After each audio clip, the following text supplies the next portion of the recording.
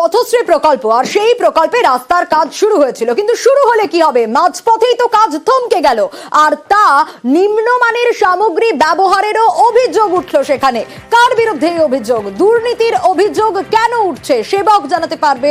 সেবক, সাধারণ মানুষ উপকৃত হতো যদি এতটা রাস্তা তৈরি হতো। কত কিলোমিটার রাস্তায় কাজের দুর্নীতির অভিযোগ, কেন এই অভিযোগ, কার বিরুদ্ধে?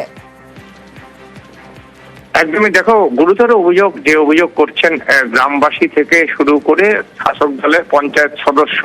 মালদহের রতুয়া 1 নম্বর ব্লকের কাহালা এলাকা, এইখানে তোমার বাহারাল থেকে কাহালার আশুটোলা পর্যন্ত প্রায় 6.83 কিলোমিটার, অর্থাৎ প্রায় 7 কিলোমিটার রাস্তা তৈরির কাজ হচ্ছে পথশ্রী প্রকল্পে, যার জন্য প্রায় 3.25 কোটি টাকারও বেশি বরাদ্দ হয়েছে।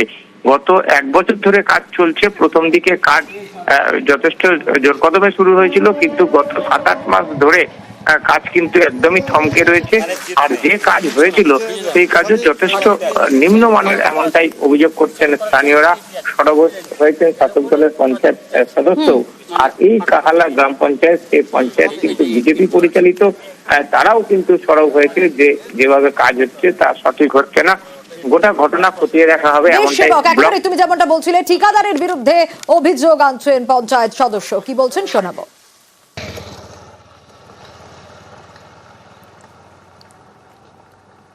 মোটামুটি 6-7 মাস হয়ে গেল আমাদের চালু হওয়া। এই রাস্তাটার কোনো হচ্ছে না, গিট্টি উঠে সব হয়ে আছে, যাতায়াতের গিট্টি উঠে আছে। কোনো একটা রুগী নিয়ে যাবো তাড়াহুড়া করে তো যেতে পারছি না।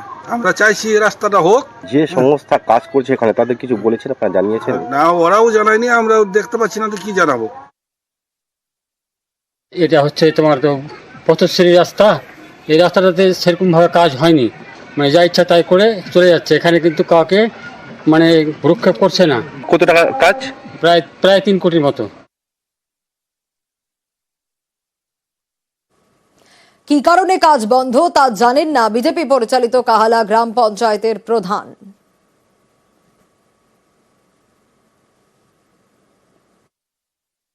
আশুঠেলা থেকে বারহাল 6 কিলোমিটার রাস্তা, এটা আমি জানি, টাকা দেওয়া আছে, কিন্তু কাজটা হচ্ছে না। এইটাই ব্যাপারে আমি জানি, বিডিও সাহেবকে জানাতে হবে, আবার বলতে হবে। হ্যাঁ, জানাবো। আর এই নিয়ে শুরু হয়েছে রাজনৈতিক চর্চা।